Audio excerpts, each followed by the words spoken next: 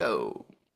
All right, Jeremy, I'm trying to grow a B2B software company, but I have no strong differentiator, differentiator. Something like that. What do I do? I have no edge against the real players, and it's an established market. Can I actually use cold email, cold outreach? Is it going to work? Am I doomed? Do I need to? How do I think this through? Yeah, Um, that's a great question. I received that on LinkedIn. I was talking to one head of marketing or head of growth at a company, a small company, and he said mhm. like, like not in a desperate tone, but not very far off as to like, how am I gonna succeed as cold outreach? Like everyone else is, much better than us in terms of the product. And that's a tough spot, isn't it? Yeah, it's a tough spot. Let's throw 10 minutes on the clock and get right into it. Jeremy's running quickmail.com where the pros go to send cold outreach and SalesBread to bring you a lead a day. And we got 10 minutes on the clock. Okay, Yeah. so do What's your we, first thinking? first things first, do we even start doing outreach or do we need to take a pause and make a strategic differentiator right now? That's my first checkpoint. Yeah, that's a good point. So to me, I will think like, is the market educated already about this solution? Because if it Sounds like it isn't, is, right? yeah, exactly it is. But if it isn't, then why not? It's probably like a game of speed. Whoever is like letting them know about a solution they don't know. Like, look, when I was reaching out with QuickMail, people were still using MailChimp. I'm like, man, My and, God, okay, right. even to this day, some people still do it, and you should not. Like, just like Yep. aside, but there are some people who still don't know cold outreach, and I'm still reaching out to people, and they have no idea. So if Yeah. you're fast enough, that could still work, right? So that's one point. Good point. Okay. Now, I will say that sometimes the best marketing dollars you could spend is on your product or service. Make something real good that people like. And so in this case, if you put a gun to my head and said, give me a way to stand out in the marketplace, I'd say, lower your cost. And while I hate that, that is the most brain dead way that you can find an edge. So maybe reach out to companies that you know are really scrappy and you reach out to kind of the AppSumo lifetime That's area right. people and say, "Hey, Nice. I'll be like you could even this wouldn't be the worst cold outreach. I'll be straight with you. Our product is just like everyone else's in terms of quality. Honestly, maybe a few are a little better here and there, but we are half what they're charging. Do you want in?" Right? Yep. Yep. Um, And we'd love to work with you, and then like yeah. I think that would work great. That's a good point. Mhm. Um, yeah, yeah, I like that. I like that very much. Okay, The so yeah, go ahead. sorry, I was thinking the other thing that I'm drawing for personal experience. The other Mhm. thing as well is at some point, some of my competitors today actually managed to crush me on the marketing side because I Mhm. wasn't doing marketing. They had an inferior product. So clearly the product is not really what made it work. What made it work is the It's a story. pricing. Well, Mm. not just the story, but more like the pricing that they use. Like they competed on a different pricing strategy. So we were Mm. charging per inbox at the time. They were not charging per inbox, and so that actually completely shifted the table. Mm. And if you so in that case, the conversation was easy to go, right? It was like effectively about cost savings and stuff. It Yeah, wasn't about having like a better product. So we come back to what you're saying about like pricing in this case.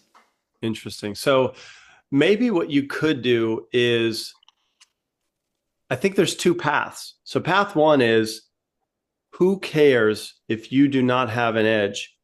Go Correct. reach out. There will be a portion of people that receive your message that I hate to say it like this, but don't know better to choose a better product or not. You can still gobble up market share. And that sounds kind of terrible because it's it the vibe I'm getting from this head of growth is like I'm not real proud to sell what I'm selling, Yes, and exactly that's right. so the other path. If we wanted to choose our adventure here, is let's acknowledge we have a issue on the product side and go to work on building a better offer. So that could be pricing, sure, but without asking too much from your product marketing or leadership team, it could just be a cold offer that you would deliver to the people that you're doing outreach to. So, for example, instead of talking price, you might say, can we say what industry this is in, Jeremy? It might be relevant. You could say outreach. We don't have to. Let's say email verification, for example. There's so many of those Love tools. It's Thank great. you. Okay. So one thing you can do without even touching price is the trial as a gift. Look, you keep your pricing the same. Don't touch it. But when you reach out, you say, look, Jeremy, we'd love to work with QuickMail. You guys are incredible. How about you give me your next email list? It can be up to 10,000 rows. It's on us. We're going to verify the data and just test it for yourself. Easy, just share a Google Sheet link and we'll take care of it. Yeah. I used to like this idea, and I think it works for a lot of industry. I'm not so sure it would work with such product. Let me give you an analogy. I think it's a bit like salt. Something like commodities, and it's really hard to differentiate. And if I already have like some salt, like it's not because you make me try some salt that I'm gonna go with your salt, right? So in like you still have like Himalaya salt and stuff like that. So there is a story behind it, or like supposedly some premium benefit. appeal. Yeah, exactly. It's a different color or whatever. It's the same. So I think it's not always working trial as a gift. I think it works when it actually helps people and they have the choice to go with multiple ones and it's still like more involved. But for this case, like I'm not going to change. I'm not even going to go through the pain of sending them the 10,000 rows. Fair. I have another entry point. Let me make sure I'm not cutting you off here. Should I share my other entry point? Okay. Yeah, please. So we've been at this a while, Jeremy. I think it's approaching the 11th year. We've been doing cold outreach. Yeah. More. 11? More. Is it? Yeah. All right. It's 11 for me. I think 2014 was when I was like really into it. That's right. So I have picked up a few tricks for things that are really hard to sell. And I'm thinking of these legacy enterprise software tools that people when are you going to switch from Salesforce? When are you going to switch from Pardot, from these like dinosaur-y kind of things that big companies buy because they're safe and they're known and they won't be taking a risk by choosing. Can't be fired by going IPM. Exactly right. So I have picked up on how those guys end up selling against IBM. And the way they do it is by leading with a paid consult. So they become their like IT specialist through another campaign. It's like, look, I used to work at Deloitte. We're gonna help. We have a really good offer for your enterprise team, just kind of on the audit side. And my background's in banking, so this should be like a fit. And they start by selling their time and knowledge.